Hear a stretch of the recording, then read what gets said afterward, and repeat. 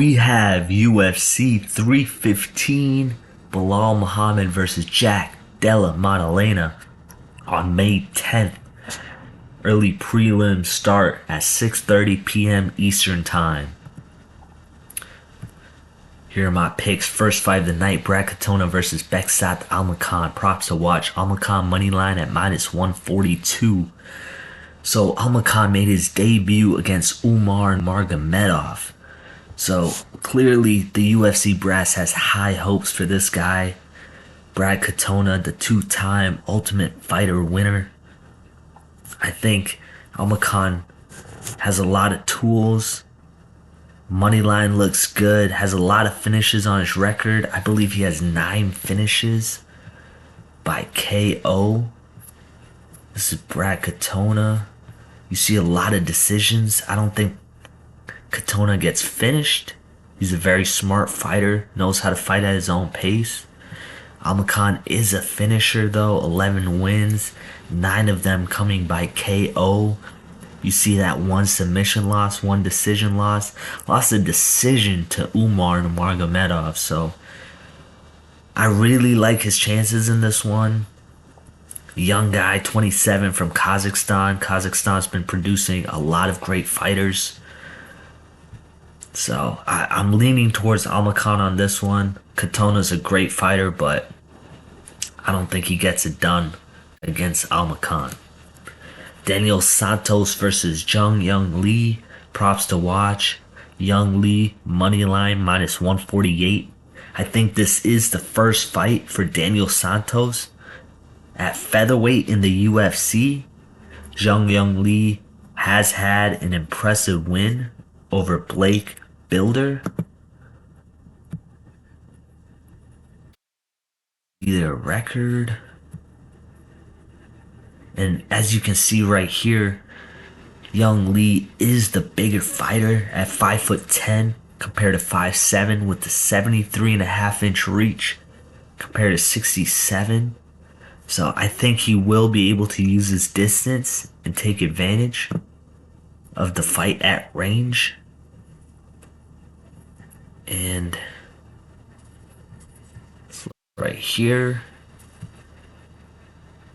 we have Young Lee's topology record.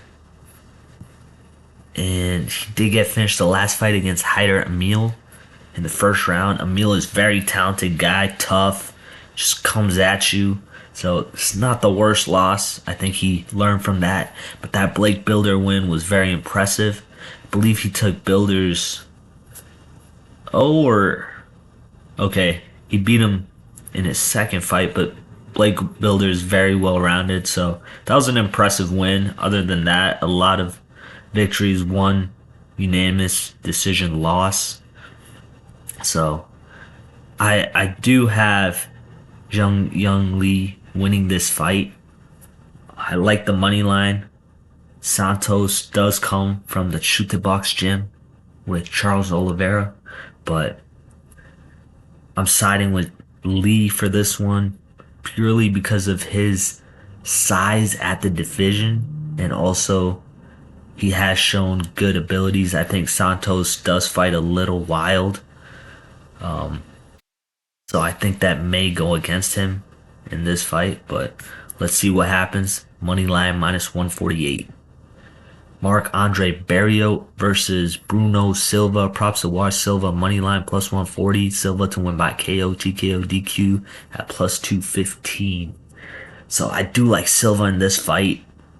I think Barrios has been finished brutally in his last few fights. I think there is a path of victory for Barrios if he can just take Silva down, control him. But Silva has some heavy hands. Definitely think he could hurt Barrios if he lands. And if you look at Silva's record, he really needs a victory in this fight.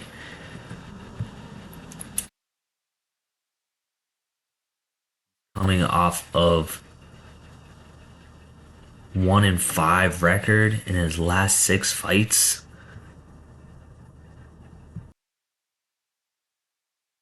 Actually 1-7 if you include the Pereira fight, which is, not the worst loss considering Pereira is one of the most dangerous fighters we have in the UFC. But as you can see, a lot of tough losses. That eye poke for Weidman, kind of unfortunate, but it is what it is. Shara, decision loss. So he's fought a lot of tough guys, but again, he needs a victory bad, and I think he could get it against Marc-Andre Barrios.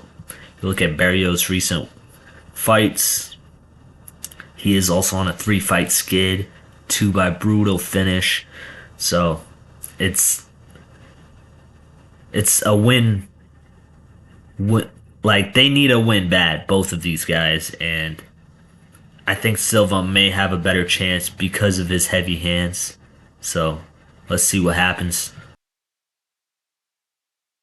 Next fight, we have Navajo Sterling versus Ivan Urslan. Props to watch. Sterling moneyline -340 and Sterling to win by KO, TKO, DQ at -105.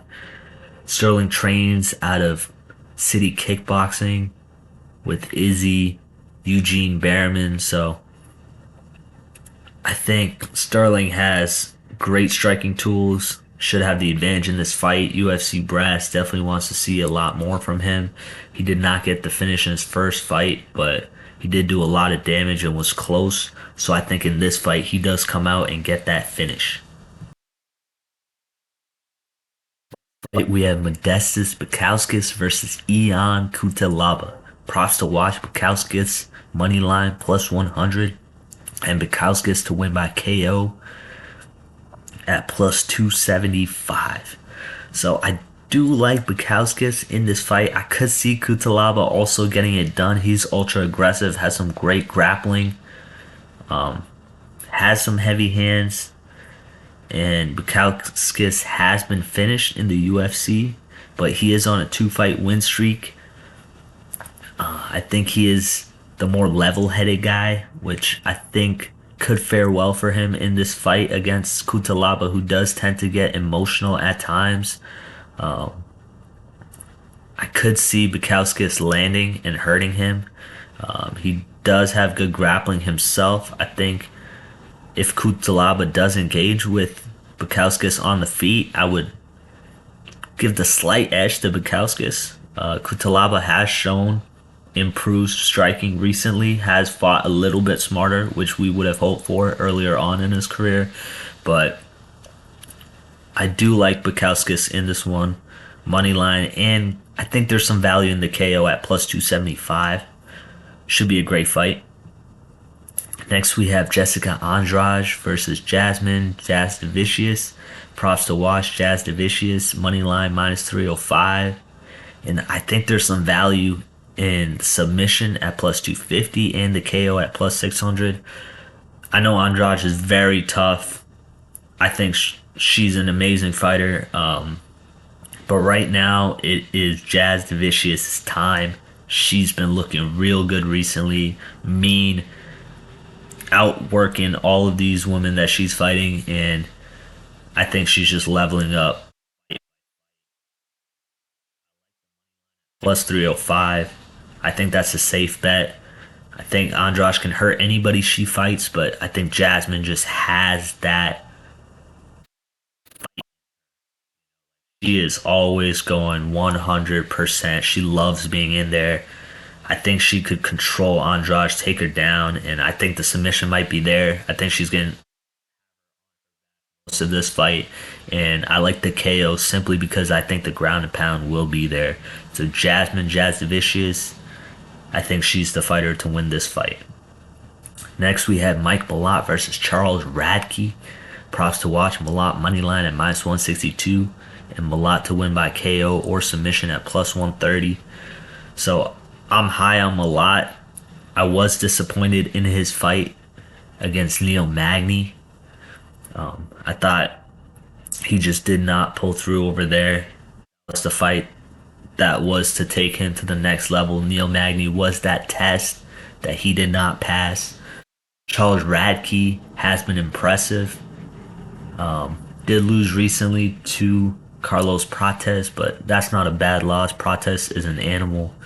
Radke does train with Belal Muhammad, so I think he has some amazing training partners.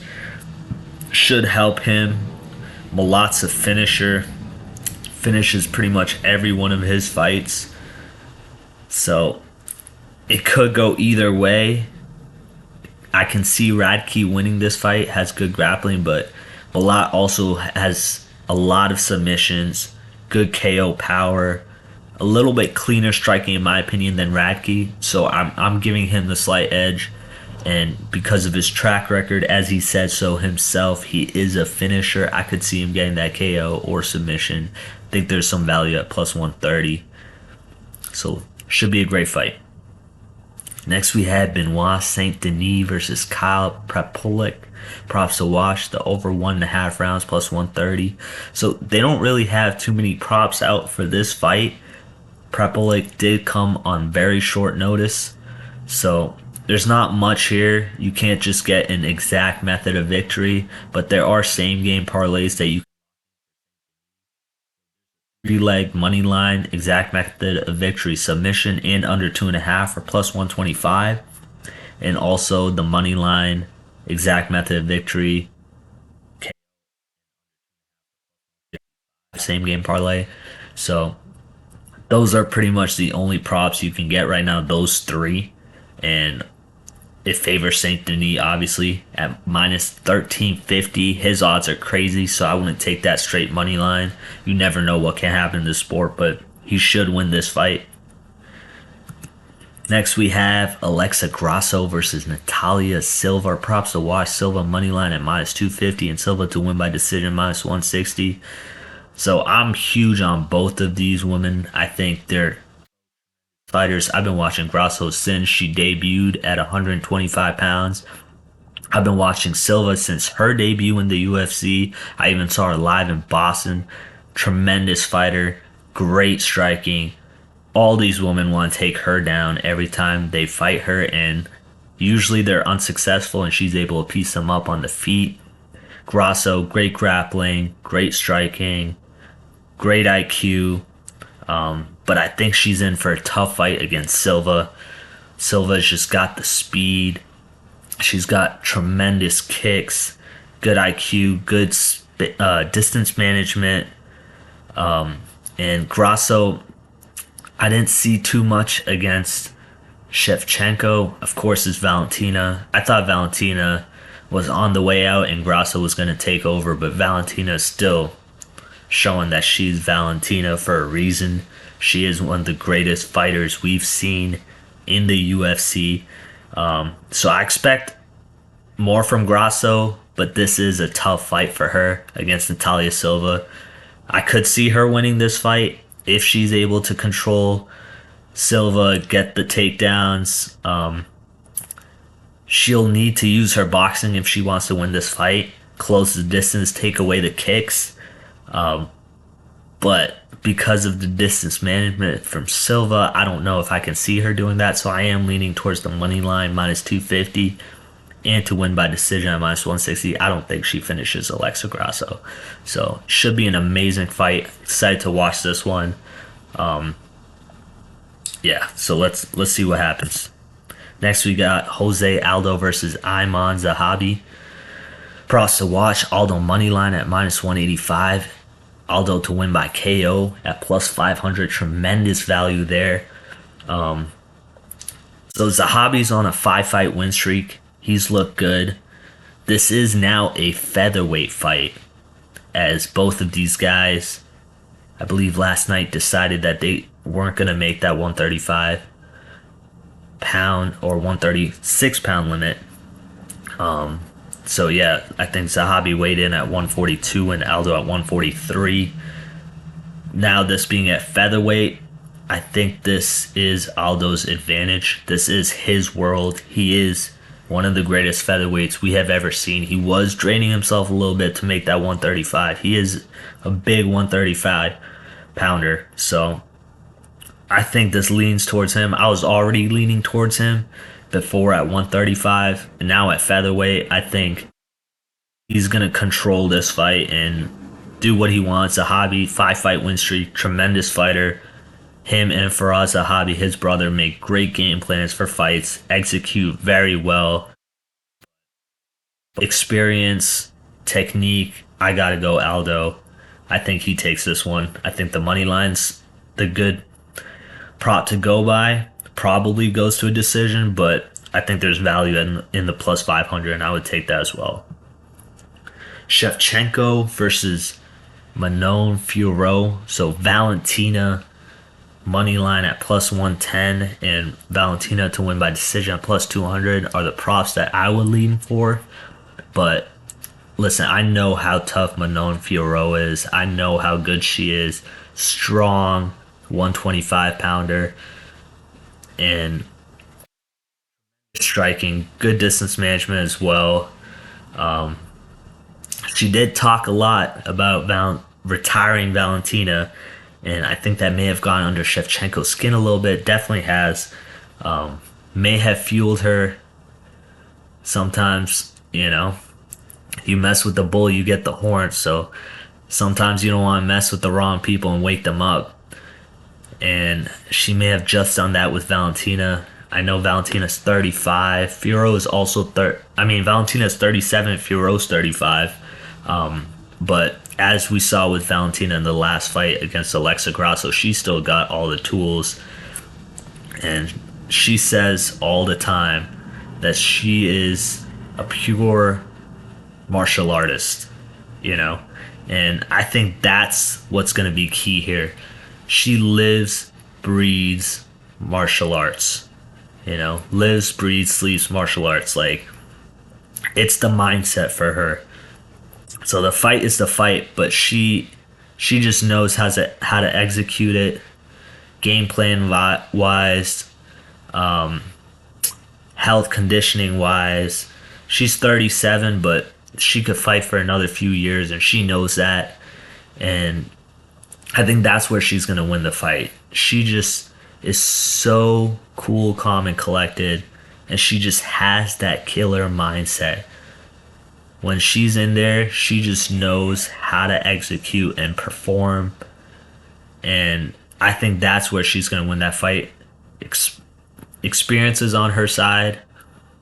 I think she is the more well-rounded fighter. Fiorot's strong. She has good grappling, good striking, but Valentina's just the pure martial artist. She's going to execute the game plan. She's going to control the distance. I think strength-wise, they're pretty equal, but I think that where Valentina's going to win is just her mindset, her IQ, and I think she'll know what to do in the right moments, where I think Fiorot could panic a little bit. I've seen some weaknesses before in her game where she doesn't always win every moment, where Valentina, she can win every single moment in a fight. So I like the money line, and I like Valentina to win by decision at plus 200. And last fight of the night, Belal Muhammad versus Jack. Props to watch. Maddalena money line at plus 154. Maddalena to win by KO at plus 300. Tremendous value there if you know who Jack is as a fighter. And Muhammad to win by decision at minus 115. So I see a path for both of these guys to win this fight, clearly. Belal's just been on an absolute rampage, just doing whatever he wants to guys. I know he wins fights by decisions. He did finish Sean Brady, but it's just a tough customer, goes all out every moment, doesn't accept positions. If you have him down, he's going to... I think that is the key for him in this fight. Make Belal work. Belal has a crazy gas tank. He's going to get you down. I don't think there's any question about that. But when Jack does get up, is he going to find those moments where he starts damaging Belal and makes him question whether he wants to be in there with Jack? Because I think Jack can hurt Belal. I think he will hurt Belal. and he finds a finish is a question, but I think his hands, Gilbert Burns, of course, I think that's going to be there in this fight. I think Belal knows all of this and is going to fight a really good fight. Is going to show why he's a champion, but Jack just has something about him. He just is undeterred, relentless, brings that pressure, brings the fight every single time. He's gotten better and better. Um, is this his time to win the title? I mean, there's no other time for him. Like, this is the moment, and I don't know if he's ready. Like, I would have liked him to get one more fight. He was supposed to fight Brady. I think that would have been a great test before he fought Belal. I'm a huge Jack fan, been watching him since the Contender Series. I've seen him level up. Belal is clearly the best guy he's fought. Gilbert was right there, but I don't think Gilbert had that mindset and confidence that Belal has right now as the champion. Jack definitely has confidence, knows he can hurt anybody in the division. I think he's going to bring the fight to Belal. Whether or not Belal is ready for all that pressure, we shall see. I definitely don't think Belal wants to strike with Jack, even though he keeps saying Canelo hands. I think Jack, he has to find the body. He has to find a way to keep getting up because Bilal's going to keep trying to take him down. I don't think the submission's going to be there. I think Bilal's just going to want to hold him, control him as much as he can. But yeah, let's see what happens. Should be a great night of fights. I'm excited. So yeah, UFC 315, Saturday, May 10th at 6:30 p.m. Eastern. Don't miss it.